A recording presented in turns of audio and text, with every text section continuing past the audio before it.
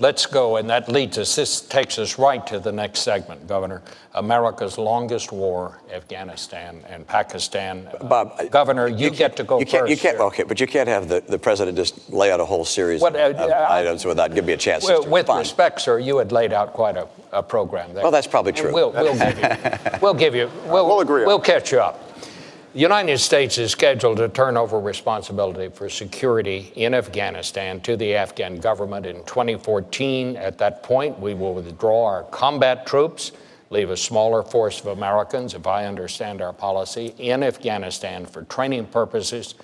It seems to me the key question here is, what do you do if the deadline arrives and it is obvious the Afghans are unable to handle their security? Do we still leave? And I believe, Governor Romney, you go first. Well, we're going to be finished by 2014. And when I'm president, we'll make sure we bring our troops out by the end of 2014. The commanders and the generals there are on track to do so. We've seen progress over the past several years. The surge has been successful, and the training program is proceeding apace. There are now a large number of Afghan security forces, 350,000, that are ready to step in to provide security, and we're going to be able to make that transition by the end of 2014. So our troops will come home at that point. I can tell you at the same time that we will make sure that we look at what's happening in Pakistan and recognize that what's happening in Pakistan is going to have a major impact on the success in Afghanistan. And I say that because I know a lot of people just feel like we should just brush our hands and walk away. And I don't mean you, Mr. President, but some people in our nation feel that Pakistan isn't being nice to us and that we should just walk away from them. But Pakistan is important to the region, to the world, and to us, because Pakistan has 100 nuclear warheads, and they're rushing to build a lot more. They'll have more than Great Britain sometime in the relatively near future.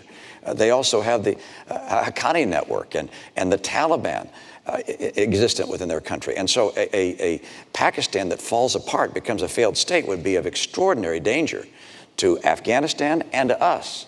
And so we're going to have to remain helpful in encouraging Pakistan to move towards a more stable government and rebuild a relationship with us. And that means that our aid that we provide to Pakistan is going to have to be conditioned upon certain benchmarks being met. So for me, I look at this as both a need to help move Pakistan in the right direction and also to get Afghanistan to be ready, and they will be ready by the end of 2014. Mr. President. When I came into office, we were still bogged down in Iraq, and Afghanistan had been drifting for a decade. We ended the war in Iraq, refocused our attention on Afghanistan, and we did deliver a surge of troops. That was facilitated in part because we had ended the war in Iraq. And we are now in a position where we have met many of the objectives that got us there in the first place. Part of what had happened is we'd forgotten why we had gone. We went because there were people who were responsible for 3,000 American deaths. And so we decimated al-Qaeda's core leadership in the border regions between Afghanistan and Pakistan. We then started to build up Afghan forces. And we're now in a position where we can transition out, because there's no reason why Americans should die when Afghans are perfectly capable of defending their own country. Now, that transition has to take place in a responsible fashion.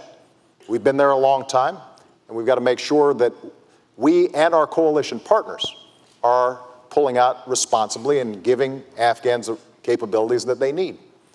But what I think the American people recognize is, after a decade of war, it's time to do some nation building here at home.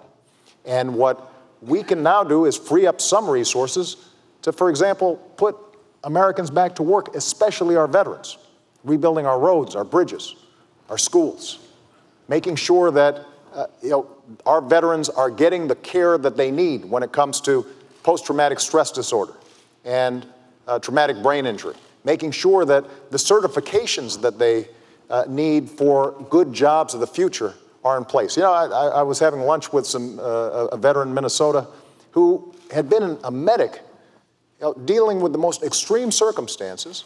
When he came home and he wanted to become a nurse, he had to start from scratch. And what we've said is, let's change those certifications. The First Lady's done great work with an organization called Joining Forces, putting our veterans back to work. And as a consequence, veterans' unemployment is actually now lower than general population. It was higher when I came into office. So those are the kinds of things that we can now do because we're making that transition in Afghanistan.